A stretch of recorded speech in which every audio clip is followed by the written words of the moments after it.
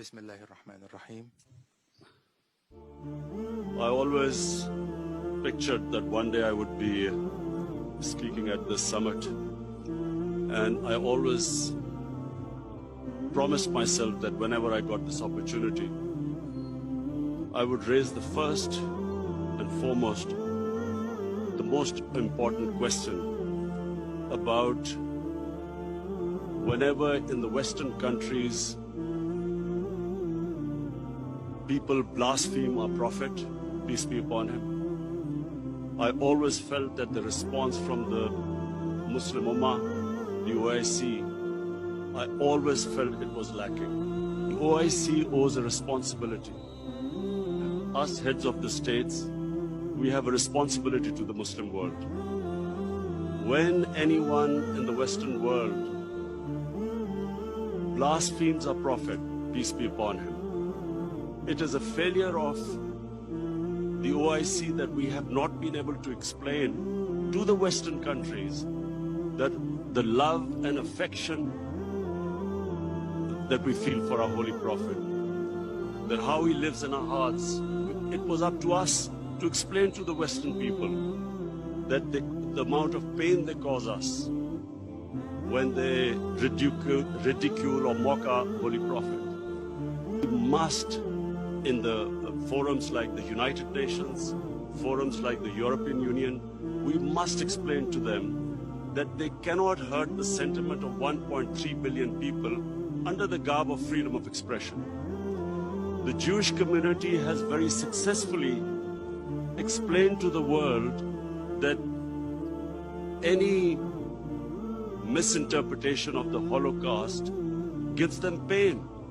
And so the Western world views Holocaust with a lot of sensitivity. But that sensitivity is lacking when they come to talking about our Holy Quran or our Prophet, peace be upon him. So I feel that this forum must take it upon itself to explain to the Western world through these forums what it means to us and how we love and respect our Holy Prophet. Secondly, the Western world has very, through ignorance partly and willfully, they have equated Islam with terrorism or radical Islam with terrorism. Religion has nothing to do with terrorism. This attack in New Zealand by this gunman who goes into a mosque and shoots 50 innocent people is because they cannot understand that Islam has nothing to do with terrorism. And they have this indoctrination that somehow whenever a Muslim is involved in terrorism, it's something to do with Islam. Before 9/11, 80% of the suicide terrorist attacks were by Tamil Tigers. But no one blamed Hinduism for it. When the Japanese in the Second World War indulged in kamikaze pilots who blew themselves up on American ships, but no one blamed the Japanese religion for it. We, the heads of Muslim states, have not been able to explain to the West, not powerfully enough, that Islam has nothing to do with terrorism.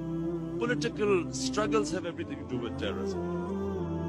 Muslim freedom struggles or Muslim freedom political struggles are delegitimized when they are termed as because of Islamic radicalism. For instance, after 9/11, the people of Kashmir have been conducting a political struggle for their freedom. But after 9/11, it was oppressed, calling it Islamic radicalism and Islamic terrorism. Similarly, the Palestinians. After 9/11, the Palestinians were oppressed. The Israeli government used the word Islamic terrorism. So this is my second point.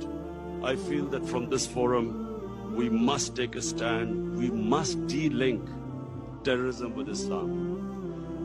Finally, Mr. Chairman, I would like to say that this is 50 years of OIC, and we all must again reiterate that how this organization came was because of the Palestinians being deprived of their homes, their rights. their human rights, their democratic rights. And so we reiterate again that there is no solution but a two-state solution in Palestine. East Jerusalem must become the capital for the Palestinian people. And the Golan Heights must be returned as the 1967 borders, which all the international conventions, the United Nations resolutions say so. Similarly, I feel that in Kashmir, the people of Kashmir again have not been given their right to self-determination, as was guaranteed by the world community in 1948 through a UN resolution. The people of Kashmir recently have suffered a lot of oppression, and I do feel that us as a body, the OIC, must stand with the oppression that is going on in the Muslim world. I finally want to thank again King Salman bin Abdulaziz Al Saud for his great hospitality. I especially want to thank we had the great opportunity to go to visit the Rawza Rasul in Medina yesterday, and from me and my delegation we want to say that it gave us the greatest happiness and pleasure to be able to visit the mosque. Thank you very much.